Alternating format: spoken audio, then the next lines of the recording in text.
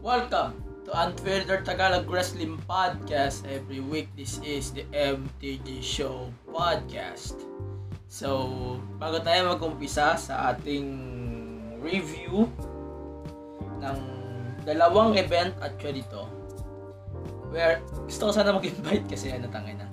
Ayan, follow nyo lang itong podcast sa Spotify, sa Anchor, sa Google, tsaka sa Apple, sa podcasts nila. And then, follow nyo na rin yung Facebook page, The MTG Show Podcast. And then, sa Instagram, The MTG Show Pod. Tsaka kung may iba pang player ng podcasts na alam nyo, pwede nyo ata ma-search yung podcast ko dun. So, kahit saan naman siguro. Di lang sa iba. Mayroon akong ma-search sa ibang applications. Nako-confirm ko rin siya sa PPT. So, yun. Yun na lang. So, una, dalawang event ang ating re-reviewin for this episode. So, obviously, pares na week lang ito. So, ito yung takeover noong Monday, June 8. Tsaka yung Backlash, June 14. 15 in the Philippines. So, yeah. Umpisa na tayo. Medyo mahaba kasi ito very important kasi na ma-review natin tong pay-per-views. And gusto ko din na ilabas yung thoughts and reactions ko about the main event ng Backlash since very hyped, very overhyped, and ewan ko kung yung naging reaction ko. Sabihin ko na lang mamaya. So, una tayo doon sa Takeover in Your House. Takeover in Your House take place on June 7. June 7 sa WWE Network. Tapos, meron siyang 6 na matches. So, yun, tama. 6 na matches. And then, doon sa 6 na matches na yun, 3 ay title matches. So, number 1, tama, 3.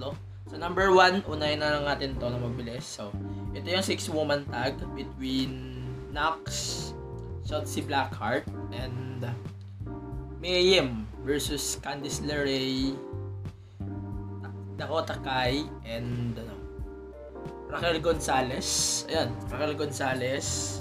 Ayan, 6-woman tag. Nung napanood ko kasi itong match-up, so, basically, parang lang siya. Hindi naman siya sobrang haba, pero iwan ko, nasa-satisfy ako sa pinanood ko last time. Pero parang I feel na dapat one-on-one lang to between LeRae and Yim since nag-feud nga yung couple nila kasama sila Gargano and Lee. So, parang sa akin, hindi ako satisfied dun sa naging outcome sa naging setup. So dapat talaga rematch lang to 1-on-1 at hindi 3-on-3. So nagandahan ako kaso hindi ako natuwa sa booking na yan. So dapat 1-on-1 lang siya kasi yung dalawa lang talaga nagpo-feud. Yung dalawa na insert na lang yan sa set.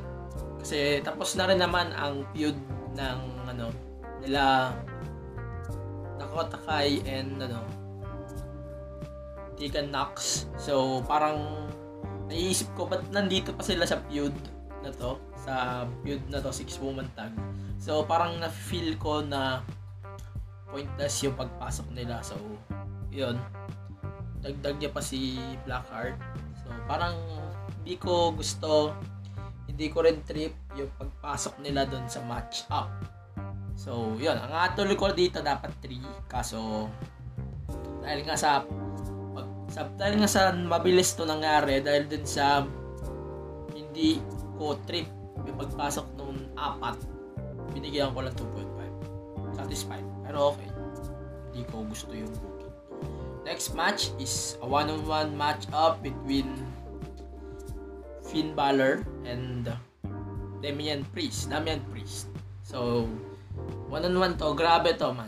Gusto ko tong bout na to kasi siguro back and forth na head-hitting action yung napanood natin dito. Kaso, alam mo yon, ang gusto kong manalo dito si Priest.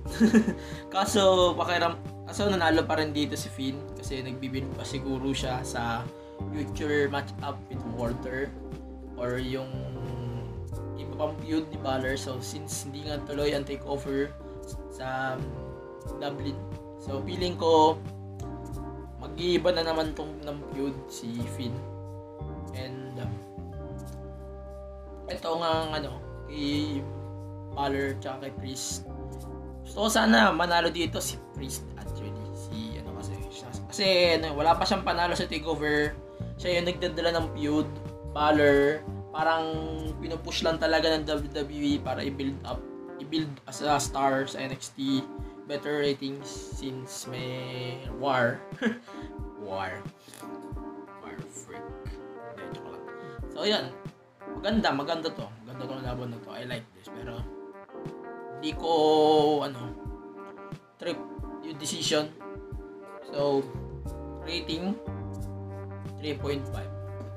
Okay lang. Okay lang sa akin 3.5. Dapat niya 4 kaso So, yun. Next match is the North American Championship between the current champion Keith Lee versus Johnny Gargano. So, itong match na to is a 1-on-1 match din. Parang alam mo yung classic. Kaso, itong match up na to ay parang pakiramdam ko kailangan na to ng crowd Kasi isa din sa dahilan ko bakit sinasabi ng madami na pangit ang takeover na ito. Kasi walang crowd. Dinadahilan nila walang crowd. Oo, ganun. Dinadahilan nila na walang crowd tong event. Marami na didismaya kasi walang crowd. So itong match na to, isa to sa mga malalaking example kung bakit kailangan ng crowd. Na parang taga-cheer talaga. Napaka-grabe talaga na itong match-up na to. Sa akin. So, nagagandaan ako sa match-up. Pero, hindi ko feel din na pag nanalo si Gargano dito, magiging champion din si Candice. So, hindi ko siya mag-guarantee. Okay? So, I like the decision. Kasi decision-wise naman yun. Nanalo si Keith Lee, and sure naman na hindi pa si Keith Lee hindi pa si Gargano yung magiging champion for now. So, naiisip ko nga na baka nung una akala ko farewell na to ni Gargano sa NXT, pero hindi pa pala dahil kay Candice. So, ang next challenger ni Keith Lee sa pagkakalam ko ay si Finn Balor. Naalala ko na. Kaya pala siya pinupush, hindi pala sa ibang title sa NXT. So next, the NXT title. Hindi ko siya ni-rate. Wait lang. Rating ko muna sa North American 3 out of 5. Ito, punta tayo sa NXT title. Alam nyo ba't di ko to ni-rate? Sawang-sawa na ako sa sa Cinematic ni-rate ko ang Money in the Bank. Ni-rate ko yung sa Double or Nothing na parehas Cinematic. Pero ito hindi ko siya ni-rate. Bakit? Kasi parang nanonood lang ako ng laban ni Eddie Guerrero at ni John Cena. Tapos dinagdagan lang nila ng ladder stairs. Basically para lang siyang parking lot brawl na hindi ko gaanong nagustuhan kasi ang nagustuhan ko nga lang doon actually yung pagpasok lang ni Dexter Lumis dahil kina Roderick Strong. Yun lang talaga nagustuhan ko doon. The rest, the match up, parang ano lang to parang letdown lang sa akin parang letdown lang ang pasok sa akin itong match. So, maganda. Kasi si Dream halos nagdala. Ang angas ng kotse ni Dream doon. Putang ina, wala akong masabi doon. Pero, ang hindi ko gusto sa matchup na to, kasi, alam mo yun, na parang pakiramdam ko letdown talaga na nangyari. And, right decision din na nanalo si Adam Cole para talaga mag-cement na yung Pero gusto ko talaga mawala na rin kay Adam Cole yung title at hindi umalis ng NXT. So since may rumors na aalis na si Adam Cole at saka UE sa NXT, promoted to the main roster, parang ganun na yung nakikita kong booking, pero yun sana hindi pa. So hindi ko nirate tong Backlot Brawl match dahil doon. Hindi ko sawang-sawa na ako sa mga cinematic shit na to. Promise, ganun. Parang ganun na kikita ko sa match-up na to. Hindi sa ayaw ko ha. Sawa lang talaga ako. So next is the debut match ni Karrion Kross, also known as Killer Kross versus Tommaso Ciampa. So ito, basically murder. Murder lang to, boy. Seryoso, murder lang to. Kasi, parang gusto ko yung match up, oo. Kasi, ito yung, parang warning shot. Parang, sinasabi nila, ito, tinira ko na kayo. Pwede na ako lumaban sa championship. Parang ganon. Andito na ako para labanan ko yung champion. Lumayas na kayo sa roster dahil ako na yung susunod na champion. Parang ganon yung nakita ko na na saksihan ko doon sa match-up na yun. Grabe, napaka-brutal ni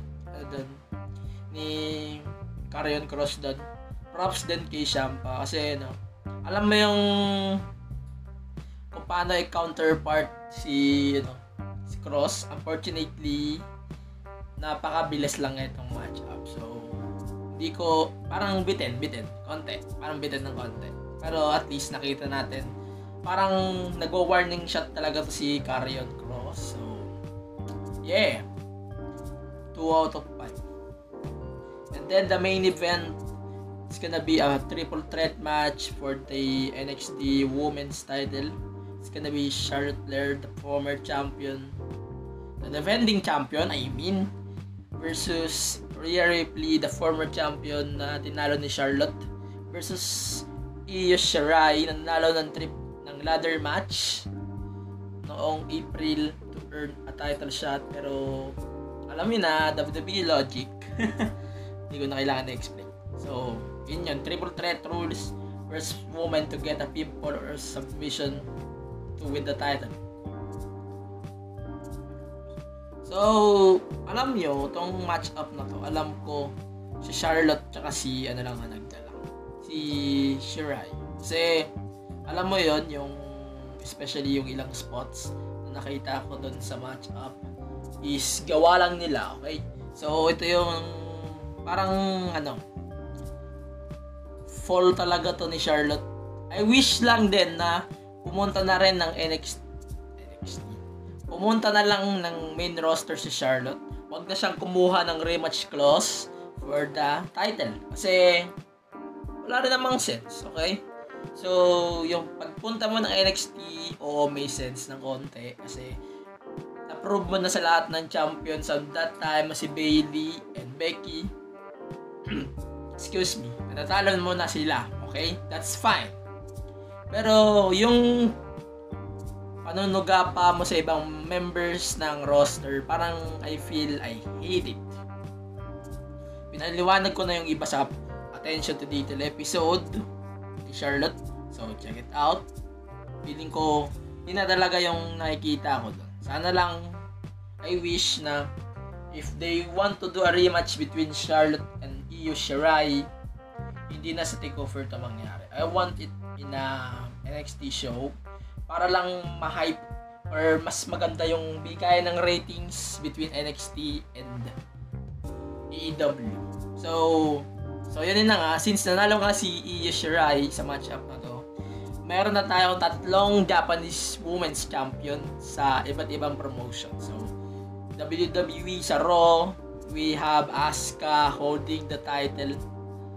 Sa AEW, we have Hikaru Shida holding the women's title right there. And then, si Io Shirai holding the NXT women's title. And I hope na mahabang reign tong Io kasi napakahaba din ng dinaanan niyang butas para sa title na yan. So, ang rating ko dito 3.75, satisfied, pero mas maganda pa siguro kung hindi siguro hindi siguro maikli. Pero may gaganda pa to, promise, seryoso. May gaganda pa to. So, yan na nga. So, in terms of overall pay-per-view sa NXT TakeOver, i-rate ko lang siya ng 3. So, meron akong 2 reason kung bakit 3. Number 1, aside sa walang crowd, kasi crowd, alam niyo kung bakit. Walang crowd, pero feeling ko hindi nakakatulong yung employees doon sa crowd. Parang feeling ko ang pagulo lang talaga, as in, yun lang. Parang ganun lang ang nakikita ko right now. Kahit sa main roster shows, ganun din ang nakikita ko. And then number 2, hindi gaanong malakas, okay? Hindi gaanong malakas. Sabihin na natin, malakas ang lineup, pero hindi siya gaanong tama yung naririnig ko sa ibang sources na ito yung isa sa mga weak na NXT TakeOver. Sana lang ibawi nila to sooner pagka mas maganda pa yung aasahan natin na yung events. Kahit walang crowd, kahit may crowd, bawi na lang natin. Babawi yan ng NXT. Siyempre NXT yan, kay Triple H yan. Babawi yung NXT. Doon. So, I'm done with the NXT TakeOver in your house. So, pupunta naman tayo sa Backlash. So, Backlash is basically nag-take place siya kahapon, June 14. Tama. June 14, 15 in the Philippines. So, meron siyang 7 matches. Dapat 8 kasi meron pang So, umpisa tayo sa kick-off match between Andrade and the current champion, Apollo Crews. So, medyo na-dismaya ako sa match-up na yon kasi sa kick-off lang siya, okay? So, ang dami kasing letdown sa main card ng match cards ng main card.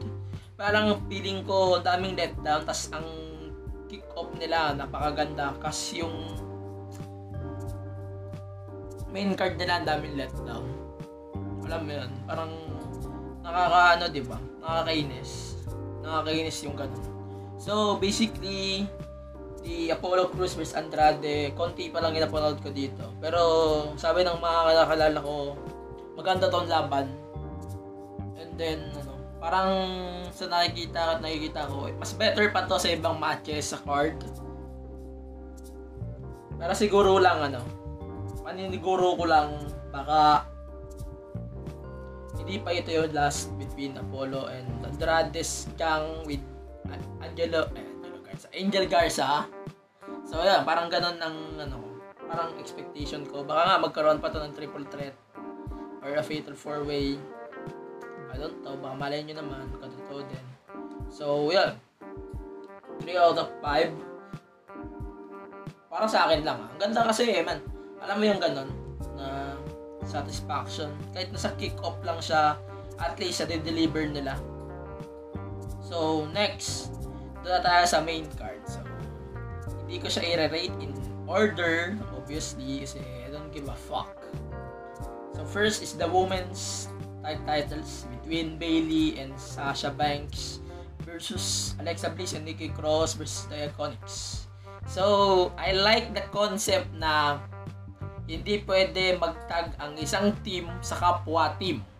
I like it, okay? So, 3 magkasabay-sabay inside the ring, and then ang pwede lang mag-tag is their partners respectively. So, I like the concept Kasi parang hindi siya bago. Pero feel ko na ano ba tawag na?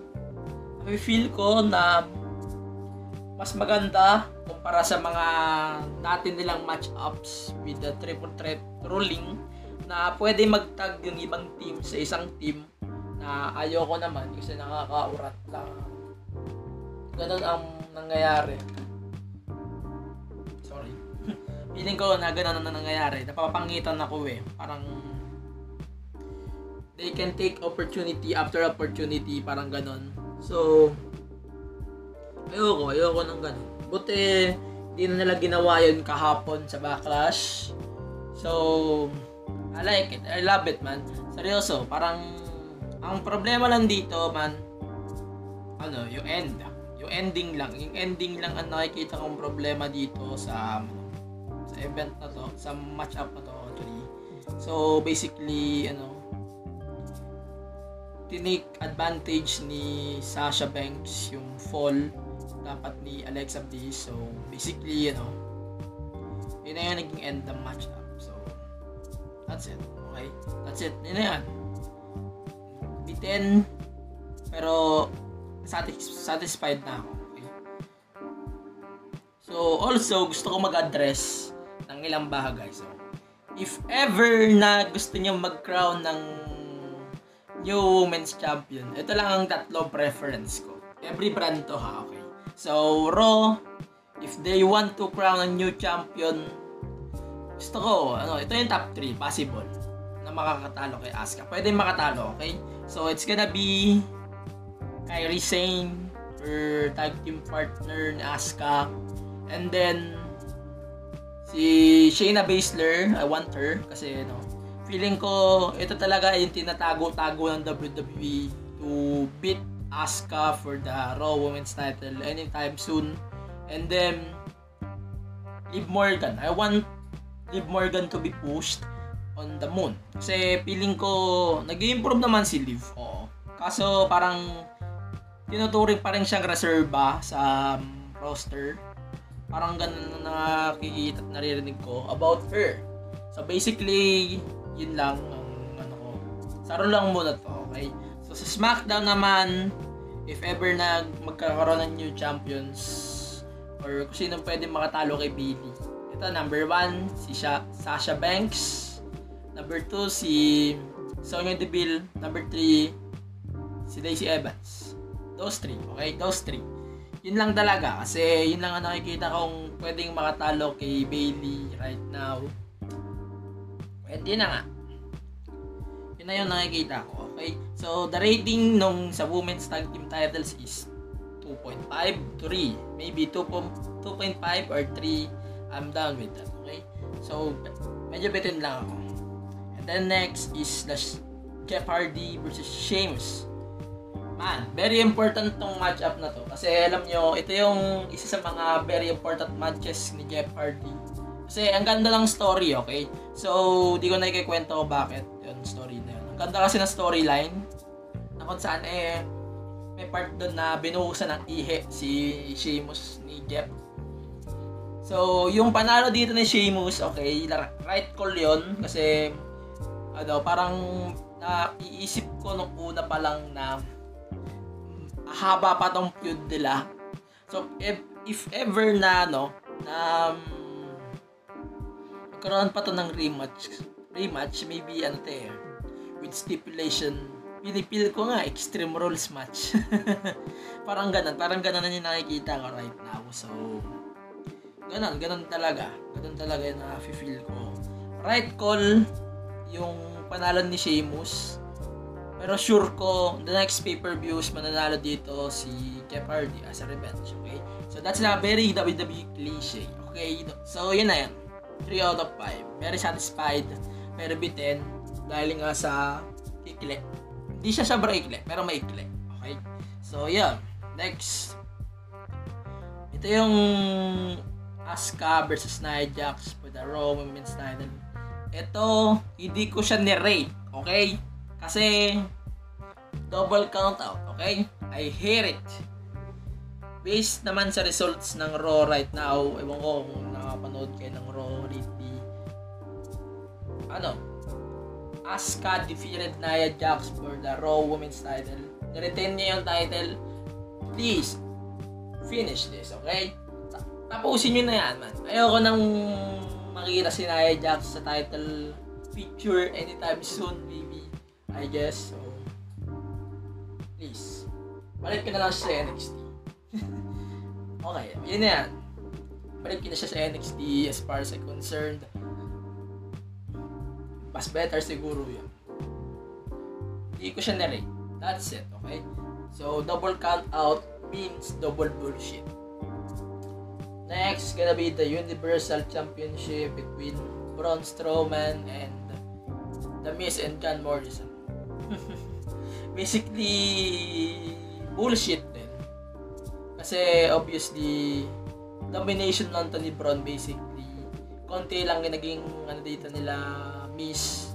And then, nang ipipina ni Miz si Braun, obviously, cliched betrayal since ang ruling dito, kung sino ang unang makapin sa champion, siya ang champion. So, obviously, parang maglalabanan pa rin dito si Morrison at saka si The Miz. And then, tinake advantage na lang yun ni Braun. So, basically, Braun wins because of their own fault. That's it. 2 out of 5. Meh. And then, ito yung opinion ko na maybe match of the night. Kaso, sinira ng isang asumot. So, it's gonna be the WWE Championship between Drew McIntyre and Bobby Lashley. So, basically, itong match na to, maganda. Domination to ni Lashley. Kaso, Lana. Lumabas na naman si Lana to ruin the match, obviously. And then, Claymore kick. 1, 2, 3. That's it for Lashley. And then, obviously, panalo na yan ni Drew. Parang cliche niya lang. Nakakainis. So, yun. Retain yung title. Medyo, hindi ko lang trip yung outcome because of Lana. Fuck that. Yun na lang. 3 out of 5. And then, finally, the main event, the so-called the greatest wrestling match ever between Edge and Randy Orton. So, una, gusto kong i-address, I love the things na nakita ko sa ring on that night. So, I love the MSG thing featuring Howard Pickle, RIP, sir. Rest in peace, okay. So, I love that part. Gusto ko din yung pagka-throwback na uniform ng referee Charles Robinson. Pero I hate the crowd kasi pakiramdam ko, akala ko nga recording lang yung crowd eh. Akala ko recording lang talaga yung crowd. Nirecord na nila, pinatong lang nila doon, that's it. Akala ko recording lang yon. Tapos wala pang napakatahimik ng crowd.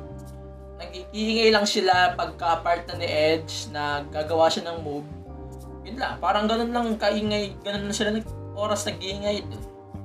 Also, another thing that I hate is the camera angles, okay? Parang unang-una pa lang nahihilo na ako sa angle ng cameras nila.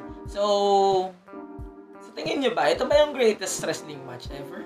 I don't think so, man. I can call it greatest match of this year. Oo, pwede. Pero hindi siya greatest wrestling match ever. Kasi ang dami pang pwedeng makatalo dyan sa title na yun. So, isa pang ayoko is yung parang nakikita ko na back and forth na nakaw ng moves. Finishing moves most specifically, parang hindi ko natripan. Kasi pakiramdam ko parang tribute match lang to. I hate it. I hate it, man. I hate it. I hate that part. Pero I love the end since puro kick out na nga sa RKO. Parang naisip ko the only way to beat Edge kay Orton is by a punt kick. Actually, umangat balahibo ko nung pinalik. Parang sineset up ni Orton yun and then kick 1, 2, 3. That's it. Parang pakiramdam ko Akala ko nga, meron pa isang match na mangyayari between them. So, di na tayo bibigyan ng gano'n. Sadly, di na tayo bibigyan ng isa pang match up. Siguro, baka Christian versus Orton na yung bibigay sa atin. So, match of the night ko, in my opinion, is the Edge versus Orton. Siguro, marami akong niregret about this greatest wrestling match ever. Pero hindi ko siya greatest wrestling match ever. In my opinion. Hindi siya yung pang greatest wrestling match ever. Diba? Ang kulit. 4 out of 5. So yeah, parang overall event score ko dito is 3. Because of the downsides and the stuff, double counter thing, and then the Braun Strowman thing. I hate it. Parang feel ko ang nagdala lang talaga dito is the Lashley thing and then the Sheamus tsaka yung Edge. Yun lang talaga.